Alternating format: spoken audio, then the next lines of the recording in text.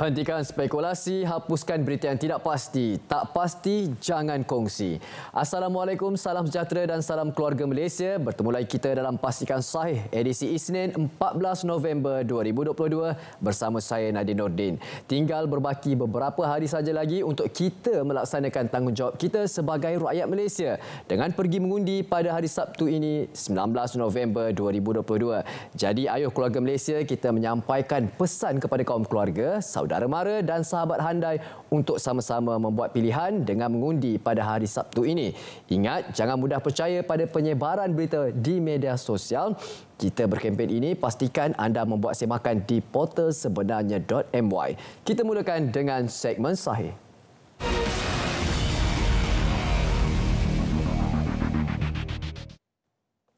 Ayuh fahami penjelasan berkenaan sanitasi tangan sebelum buang undi dan etika pemakaian ketika masuk pusat mengundi. Untuk makluman semua, menurut Suruhanjaya Pilihan Raya Malaysia SPR, pengundi tidak diwajibkan menggunakan pensanitasian tangan sebelum membuang undi pada hari pengundian. Pihak SPR juga tidak menghalang seseorang pengundi daripada masuki pusat mengundi selagi mana ianya tidak menyalahi Akta Kesalahan Pilihan Raya 1954-Akta 5. Pengundi juga hanya akan dilarang masuk sekiranya mereka memakai apa-apa pakaian dan peralatan yang memaparkan nama calon, simbol atau lambang parti politik di kawasan pusat mengundi. Pihak SPR menyarankan orang ramai agar merujuk 10 langkah pengundian di laman sesawang dan media sosial rasmi SPR. Polis membuka kertas siasatan susulan penularan video menunjukkan seorang wanita memegang anak ketika melakukan aktiviti Flying Fox di Kuala Kubu Baharu. Dan Ketua Polis Daerah Hulu Selangor, Superintendent Sufian Abdullah berkata, terdahulu pihaknya menerima laporan berhubung kejadian itu. Kertas siasatan dibuka dan kes disiasat mengikut Seksyen 31-1 Akta Kanak-Kanak 2001 Pindaan 2006. Terdahulu tular di Facebook dan TikTok video memaparkan seorang wanita bermain aktiviti Flying Fox sambil memegang anaknya. Video itu kemudiannya mendapat kecaman daripada ramai pihak berikutan wanita terbabit didakwa tidak mempedulikan keselamatan dirinya dan kanak-kanak itu. Masyarakat diminta bertenang dan tidak gusar berhubung isu yang tular. Masyarakat juga disuruh untuk tampil membuat aduan ke Balai Polis berhampiran sekiranya mempunyai maklumat berhubung isu ini. Seterusnya, kita beralih pula kenyataan media Ketua Polis Daerah Keluang berkaitan kejadian viral seorang lelaki membawa objek menyerupai senjata di daerah Keluang. Anggota polis yang bertugas meronda terserempak dengan seorang lelaki warga tempatan sedang melintas jalan sambil memegang sebatang paip PVC melibas-libas ke arah kenderaan yang lalu di Jalan Haji Abdul Aziz supaya memperlahankan kenderaan mereka. Siasatan mendapati lelaki tersebut merupakan orang tidak siuman dan telah memberikan nasihat kepada lelaki tersebut. Orang ramai yang mempunyai sebarang maklumat boleh menghubungi mana-mana balai polis yang berhampiran. Jangan terpedaya dengan iklan penipuan pinjaman wang. Ayuh sama-sama kita ikuti langkah ini supaya tidak menjadi mangsa penipuan seterusnya. Pastikan anda membuat semakan dengan institusi kewangan sebelum membuat apa-apa pinjaman dengan mana-mana pihak. Jangan buat sebarang pembayaran ketika berurusan. Untuk makluman, tiada pinjaman wang yang memerlukan pembayaran pendahuluan. Yelah, kita sudah tidak ada duit untuk meminjam, kita pula yang perlu dibayar. Tapi ingat, itu adalah penipuan. Sesuatu pinjaman yang sah biasanya lengkap dengan butiran pembayaran balik, kadar faedah dan pelbagai butiran lain. Jangan sesekali berkongsi maklumat peribadi anda kepada mana-mana pihak atau orang yang tidak dikenali.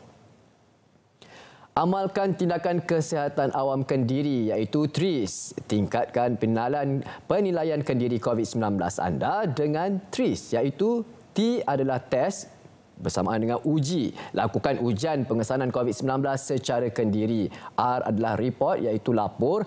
Laporkan keputusan ujian pengesanan kendiri negatif atau positif atau tidak sah melalui aplikasi MySejahtera. Isolate iaitu asing. Lakukan pengasingan kuarantin kendiri sekiranya positif COVID-19. I-Inform maklum, segera maklumkan kepada kontak rapat dan ahli keluarga terdekat sekiranya positif. maklumkan kepada pihak berkuasa kesihatan atau CAC iaitu Pusat Penilaian COVID-19 berhampiran. SIK dapatkan rawatan segera di Pusat Perubatan atau CAC berhampiran sekiranya gejala bertambah teruk. Sebagai subjek data atau pemilik data peribadi, anda adalah mempunyai hak ke atas data peribadi yang telah dikongsikan kepada pengguna data iaitu individu atau organisasi yang memproses data peribadi dalam transaksi komersial. Hak-hak subjek data ini adalah sebagaimana yang termaktub dalam Akta Perlindungan Data Peribadi 2010-Akta 709. Pengguna data perlu menghormati hak-hak ini. Sekiranya pengguna data menghalang anda untuk melaksanakan hak-hak ini, sila laporkan kepada Pesuruhjaya Perlindungan Data Peribadi. Kereta anda ditarik bank. Sila tahu hak anda mengikut undang-undang. Kenderaan anda tidak boleh ditarik jika ejen penarik kereta EPS tiada kad autoriti ejen pemilikan semula. Pembayaran ansuran telah melebihi 75% kecuali atas perintah mahkamah. Kenderaan berada di kawasan kediaman persendirian. Tidak boleh ditarik pada hari cuti umum dan tidak boleh ditarik di luar waktu operasi iaitu 9 pagi hingga 9 malam. Hentikan spekulasi, hapuskan berita yang tidak pasti, tak pasti jangan kongsi. Berat seketika, kembali selepas ini dengan segmen semasa.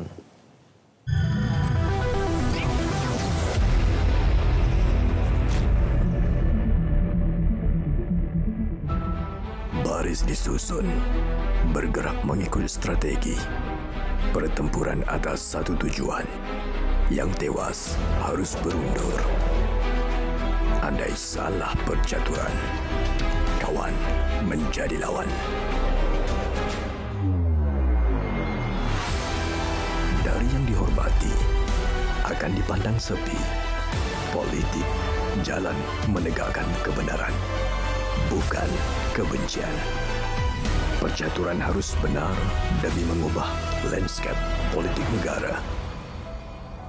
Kini Malaysia harus dipacu menjadi aspirasi membantu rakyat dan bukan tumpuan soal kekuasaan. Undi bukan sekadar pilihan. Ia adalah tanggungjawab. Dan ini penentu. Saksikan secara langsung keputusan penuh PRU ke-15 di TV1, saluran berita RTM dan RTM Klik.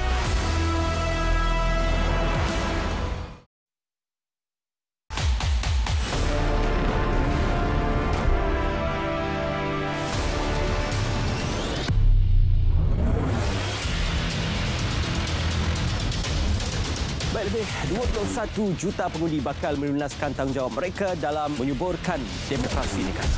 222 kursi di Parlimen, manakala di DUN 42 di Pahang, 59 di Perak dan 15 di Perlis, manakala 1 di Bugaya. Naratif khas PRU 15 bermula 5 hingga 18 November 2022 pukul 9 malam di TV1 dan saluran berita RTM.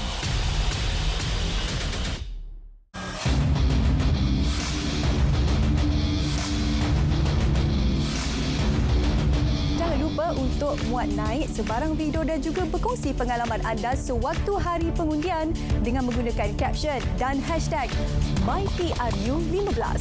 Video anda akan disiarkan semasa siaran langsung Hari Pengundian Pilihan Raya Umum ke-15. Undi anda, penentu masa depan negara.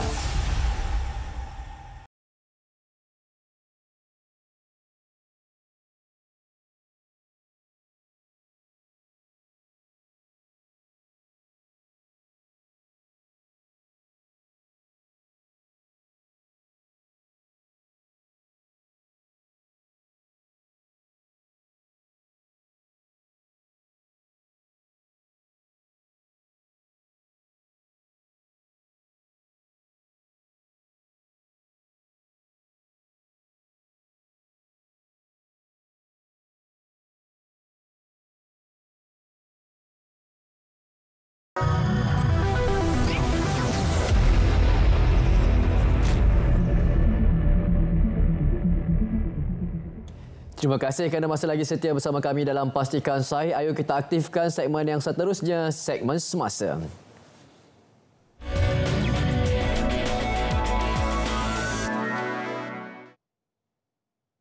Laluan transit aliran ringan LRT laluan Kelana Jaya dijangka beroperasi dengan selamat lebih awal daripada jangkaan asal 15 November ini. Semua sistem keselamatan dan sistem kawalan tren automatik ATC setakat ini stabil berdasarkan data pengujian yang dilakukan menggunakan 38 set tren di sepanjang laluan Gombak ke Putra Heights. Sistem isyarat dan komunikasi sedang diuji dan akan diuji lagi bagi memastikan LRT bersedia untuk beroperasi dengan selamat lebih awal dari 15 November. InsyaAllah saya dah beri arahan kepada Menteri Pengangkutan bahawa perkara yang sama tidak boleh berlaku di masa-masa akan datang. Yang kita akan siasat bukan saja dari segi siasat dari segi punca kerosakan, tapi kita akan siasat secara menyeluruh lah. Kenapa perkara ini berlaku sewaktu kempen sedang berjalan. Syarikat Penerbangan Tambang Murah Malaysia AirAsia pada Ahad berkata ia akan menyambung semula perkhidmatan dari Taipei ke Kuala Lumpur mulai 1 Disember, Taipei ke Sabah mulai 10 Disember dan Taipei ke Chiang Mai dari 15 Disember. Pengumuman itu dibuat berikutan kembalinya perkhidmatan laluan Kaohsiung Kuala Lumpur pada Sabtu. AirAsia memulihkan perkhidmatan di laluan itu selepas 2 tahun setelah Taiwan melonggarkan sekatan sempadan yang diperkenal sejak awal pandemik COVID-19 bulan lepas. Perkhidmatan AirAsia pasca pandemik pertama ke Taiwan berlepas dari lapangan terbang antarabangsa Kuala Lumpur 2 pada pukul 5.25 petang Sabtu dan mendarat di lapangan terbang antarabangsa Kaohsiung pada 9.55 malam. AirAsia mula terbang dari Taiwan pada 2004 dengan laluan Kuala Lumpur ke Kaohsiung dan Kuala Lumpur ke Taipei sentiasa popular. Skuad PMIN prihatin ditubuh bagi membantu penduduk terjejas banjir di Terengganu. Inisiatif itu diambil sebagai persediaan menghadapi banjir yang kini sudah memasuki musim tengkujuh di negeri tersebut. Bagi tujuan itu, 120 sukarelawan kini dalam keadaan bersiap siaga. Dekat awal ni 20 dulu tapi dalam masa 2-3 bulan ni insya-Allah boleh pergi sampai 50 lah. Tapi pengagihan tu macam saya maklum tu kena betul-betul ada kaedah dia lah. Kita akan ada satu garis panduan lah. Sebab mudah sangat tabung ni silap urus cepat sekejap je. Lepas tu kosong dah. Sudah ada kaedah-kaedah cara dia. Sebab agensi lain, NGO lain pun banyak membantu. Jadi kami turut sama je lah. Rapid Rail Sdn Bhd iaitu Rapid Rail memperincikan pampasan tiket selama 7 hari kepada pengguna perkhidmatan transit aliran ringan LRT laluan Kelana Jaya yang terjejas susulan pengangkutan operasi di 16 stesen LRT dari Kelana Jaya hingga Ampang Park. Bagi pengguna My50, mereka akan diberikan tambahan perjalanan percuma selama 7 hari apabila memperbaharui PAS setelah tamat tempoh. Beliau memberitahu pembaharuan PAS boleh dilakukan bermula 21 November hingga 20 Disember ini di pejabat khidmat pelanggan di stesen LRT, MRT, monorail dan transit aliran bas BRT dan pegawai khidmat pelanggan akan membuat pengesahan. Bagi pelanggan PAS My50 yang tamat tempoh antara esok hingga 20 November ini boleh menggunakan PAS seperti biasa tanpa sebarang charge dan pastikan mempunyai baki sekurang-kurangnya RM5. Selain itu, menurut Muhammad Azharuddin, pengguna kad Touch and Go yang menggunakan perkhidmatan laluan Kelana Jaya juga boleh menggunakan kad dengan baki minimum RM5 seperti biasa tanpa sebarang charge bagi tempoh sama dengan syarat destinasi mula atau akhir adalah di mana-mana stesen laluan Kelana Jaya. Tambang percuma juga turut diberikan kepada pengguna token yang menggunakan perkhidmatan laluan Kelana Jaya bagi tempoh sama. Pengguna perlu ke pejabat khidmat pelanggan di stesen LRT, MRT, monorail dan BRT untuk mendapatkan token khas perjalanan sahala dengan syarat destinasi mula atau akhir adalah di mana-mana stesen laluan Kelana Jaya. Prasarana dan Rapid Rail sekali lagi memohon maaf kepada semua rakyat Malaysia yang terkesan akibat gangguan perkhidmatan tersebut. Hari Peringatan Perang atau Remembrance Day disambut bagi memperingati anggota keselamatan negara-negara Commonwealth yang terkorban semasa Perang Dunia. Ketua Pegawai Eksekutif Perbadanan Labuan, Ridwan Muhammad Ismail berkata, upacara ke-103 tahun itu diadakan sebagai simbolik penghormatan dan memperingati hampir 4,000 pejuang perang yang gugur dalam pertempuran atau penawanan di Borneo dan Labuan. Tambahnya, program sedemikian bertindak sebagai serampang dua mata bagi memperkenal prospek pelancongan di situ. Upacara dihadiri oleh delegasi seperti Pesuruhjaya Tinggi negara Commonwealth yang terlibat seperti British, Australia, New Zealand dan India selain Brunei Darussalam. Rundingan untuk menerima pakai kod tata kelakuan COC di Laut Cina Selatan berjalan lancar menurut ASEAN dan China. Kedua-dua pihak turut mengesahkan semula penggunaan COC dapat meningkatkan keamanan dan kestabilan di rantau ini. Menurut kenyataan bersama, kedua-dua pihak berkata keadaan di Laut Cina Selatan sudah berubah dengan ketara sejak deklarasi perilaku pihak-pihak DOC yang ditandatangani pada 2002. Kenyataan itu dikeluarkan ketika kedua-dua pihak berkumpul pada sidang kemuncak ASEAN China ke-25 dan ulang tahun ke-20 DOC di Phnom Penh, Kemboja pada Jumaat lalu. ASEAN dan China juga mengiktiraf pentingnya usaha untuk memperkukuh dan meningkatkan muhibah ke arah pelaksanaan sepenuhnya DOC secara berkesan. Dua pusat pembinaan sementara PPS dibuka di Teluk Intan menempatkan 160 orang berikutan bencana banjir semalam. Jurucakap Angkatan Pertahanan Awam APM berkata PPS Dewan Sekolah Menengah Kebangsaan Abdul Rahman Talib, SMART, Batu Empat dan Dewan Serbaguna Kampung Padang Tembak masing-masing menempatkan 114 dan 46 mangsa. Pemantauan mendapati air telah naik setinggi 0.3 meter akibat hujan di sebelah petang. Namun, tiada mangsa dipindahkan ke PPS dan pemantauan berterusan masih dilaksanakan. Dakwaan berlaku kebocoran data pengundi yang tersebar di media sosial adalah tidak benar kerana Suruhanjaya Pilihan Raya SPR hanya mengeluarkan maklumat nama dan nombor kad pengenalan sahaja, kata Menteri Dalam Negeri Datuk Seri Hamzah Zainuddin. Beberapa portal melaporkan berlaku kebocoran pada data SPR dan maklumat 800,000 pengundi dijual dalam laman pengodam. Portal berkenaan melaporkan seorang penjual memiliki pengiklanan data MySPR termasuk swafoto, butiran MyCard dan butiran lain seperti alamat penuh, alamat email, tarikh lahir dan kata laluan. Menurut Datuk Seri Hamzah, perkara itu tidak betul dan beliau pasti ada pihak yang cuba menipu bagi mencari keuntungan dan sehingga kini pihak Kementerian Dalam Negeri KDN masih belum menerima laporan polis.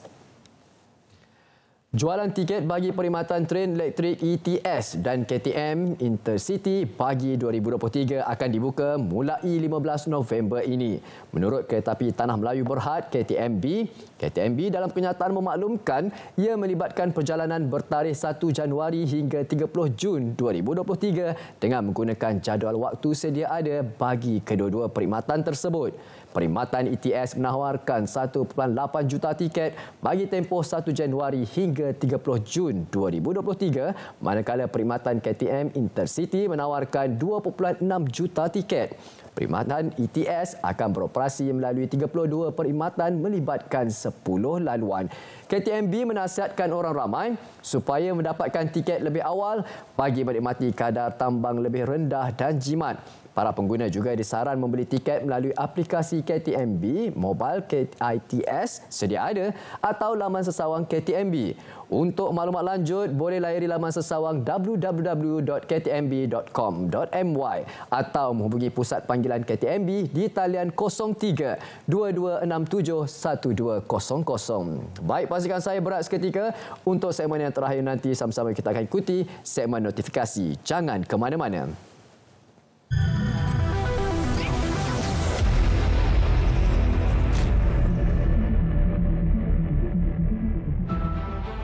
polis disusun, bergerak mengikut strategi. Pertempuran atas satu tujuan. Yang tewas harus berundur. Andai salah percaturan, kawan menjadi lawan. Dari yang dihormati akan dipandang sepi. Politik, jalan menegakkan kebenaran, bukan kebencian. Percaturan harus benar demi mengubah lanskap politik negara.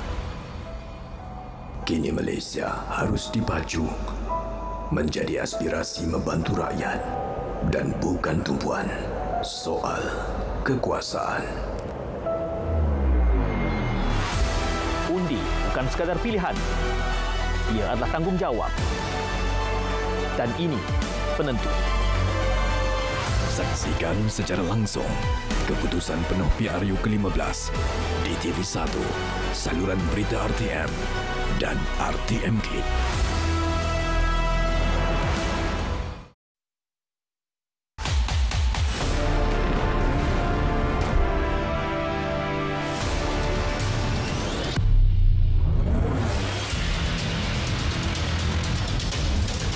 Lebih 21 juta pengundi bakal melunaskan tanggungjawab mereka dalam menyuburkan demokrasi negara.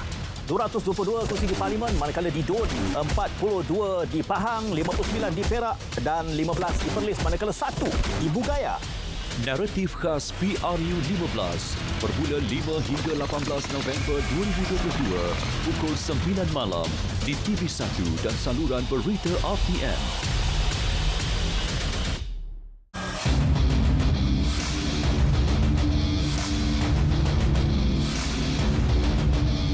Untuk muat naik sebarang video dan juga berkongsi pengalaman anda sewaktu hari pengundian dengan menggunakan caption dan hashtag MyPRU15.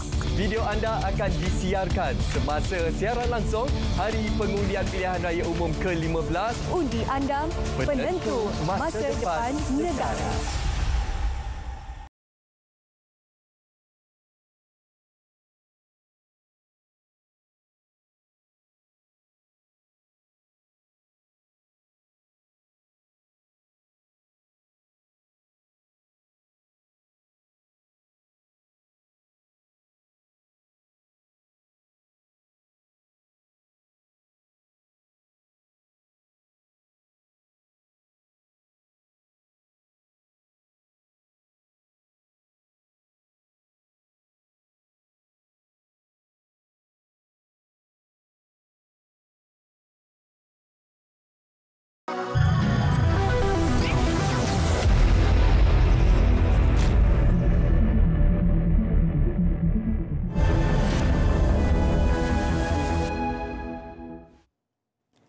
Hashtag MyPRU15. Terima kasih kerana masih lagi setia bersama kami dalam Pastikan Saya. Seperti biasa, untuk minit-minit terakhir ini adalah segmen notifikasi di mana kami akan war-warkan maklumat buat anda semua. Ayo kita mulakan dengan maklumat ini. Selain daripada bulan November ini, bulan kita mengundi, ada juga maklumat yang penting perlu anda ketahui. November 2022, bulan kesedaran kesihatan lelaki sedunia.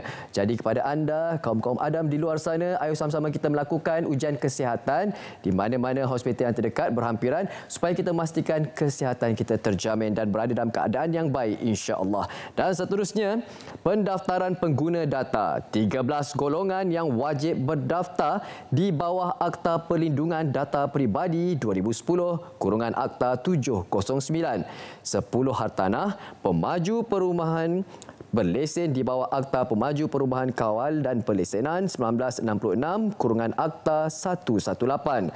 Pemaju perumahan berlesen di bawah Enakmen Pemaju Perumahan iaitu Kawalan dan Pelesenan 1978 Sabah. Pemaju perumahan berlesen di bawah Ordinan Pemaju Perumahan iaitu Kawal dan Pelesenan 1993 Sarawak. Untuk maklumat lanjut, anda boleh layari laman sesawang ini iaitu www.pdp.gov.my atau hubungi talian 03 8911 7987 atau 7919. Ini pula adalah EZ Adu KPDN HEP.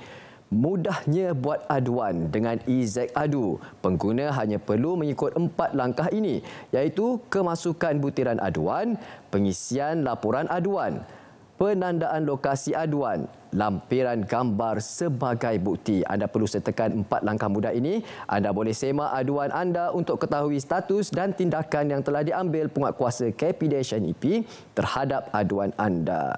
Itu maklumat yang perlu kita ketahui. Dan seterusnya, kita ada ingin miliki tabung wang tabung haji yang cantik ini. Dapatkan sekarang, iaitu anda boleh layari laman sawang ini exclusiveforyou.thts by Tabung Haji Travel. Sementara stok masih ada. Part-partnya, siapa cepat dia yang punya. Dan ini pula, tahukah anda kanser payudara merupakan kanser yang paling kerap berlaku di kalangan wanita di Malaysia? Apa yang anda perlu lakukan? Amalkan cara hidup sihat. Jangan malu atau takut untuk mendapat maklumat lanjut mengenai kanser payudara. Ambil perhatian terhadap kesihatan payudara anda. Lakukan pemeriksaan klinikal payudara di fasiliti kesihatan berhampiran secara berkala. Rawatan perubatan pada peringkat awal dapat menyelamatkan nyawa anda. Pengesanan awal adalah perlindungan yang terbaik. Ini pula maklumatnya, sediakan kit kecemasan banjir. Ya, tip keselamatan banjir ini ayo sama-sama kita amalkan dan praktikkan dalam kehidupan kita seharian. Power bank, peti pertolongan cemas, selimut kecemasan dan juga beg ziplock. Baik siap sedia supaya selamat. Torchlight kalis air, jangan lupa pastikan ada untuk kita. Dapatkan maklumat ini di www.mytnb.com.my. Awas, jangan klik pautan yang diterima melalui SMS. Inilah yang paling pantang dilakukan. Jangan klik pada pautan, di mana-mana pautan yang anda terima melalui pesanan ringkas SMS. Pautan mungkin akan membawa anda ke laman web bank yang palsu untuk memancing maklumat perbankan anda. Akaun anda telah disekat untuk tidak menjejaskan penggunaan. Biasa anda klik pada pautan. Ini adalah taktik scammer. Dia menggunakan ayat supaya kita akan klik pada pautan yang diberikan. Jangan mudah terpedaya. Untuk pastikan pula sama ada berita yang anda terima benar ataupun tidak. Ya, di musim-musim kempen ini pastinya banyak maklumat yang anda terima. Anda boleh salurkan ke portal sebenarnya.my. Baik, pastikan saya sampai di sini saja. InsyaAllah kita akan berjumpa lagi pada hari esok. Ingat, pastikan saya Isnin hingga Jumaat pada pukul 3.30 petang di saluran berita RTM My Freeview 123. Dan jangan lupa untuk saksikan Untukmu Malaysia di saluran TV1 pada pukul 7 malam. Assalamualaikum, salam sejahtera dan salam keluarga Malaysia.